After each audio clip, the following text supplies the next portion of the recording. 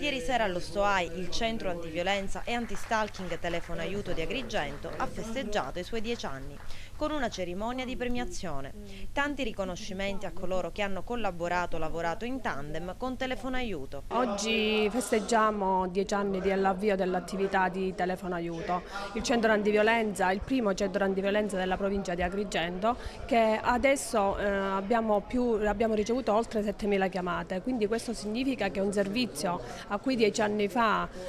diciamo pure qualcuno non ci credeva, invece adesso abbiamo ben 7.000 chiamate, quindi questo significa che il territorio aveva bisogno di un servizio che si occupasse di violenza intrafamiliare, violenza psicologica, quindi non solo quella fisica, perché violenza domestica, violenza intrafamiliare molto spesso è quella psicologica. 10 anni di intensa attività volta ad infondere la cultura della non violenza e sono oltre 7.000 le chiamate ricevute dal centro che lavora con le forze dell'ordine e l'ASP. Tutte le associazioni che possono dare una mano alle forze dell'ordine nel percorso molto difficile che porta una persona a denunciare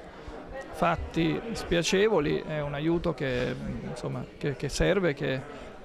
concorre anche a quella stessa sicurezza e a quel credo nella giustizia dovrebbe essere un imperativo per tutti. Il centro telefono aiuto anti-stalking è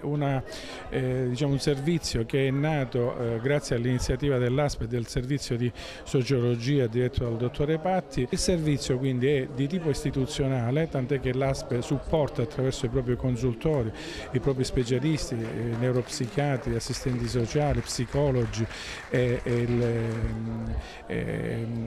anche gli psichiatri stessi e psicologi, agisce a livello territoriale attraverso i consultori. Dal punto di vista dell'attività che svolgo io, che è quella appunto legale, che presta consulenza legale alle donne vittime a titolo gratuito, devo dire che in questi 10 anni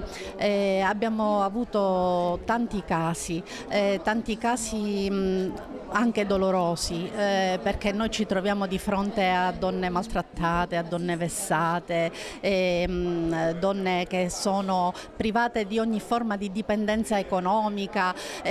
anche della loro libertà personale, e chiaramente poter rivolgersi ad un legale che può in qualche modo aiutarle, informarle tecnicamente sulle strategie difensive migliori da adottare per cercare di uscire dalla violenza,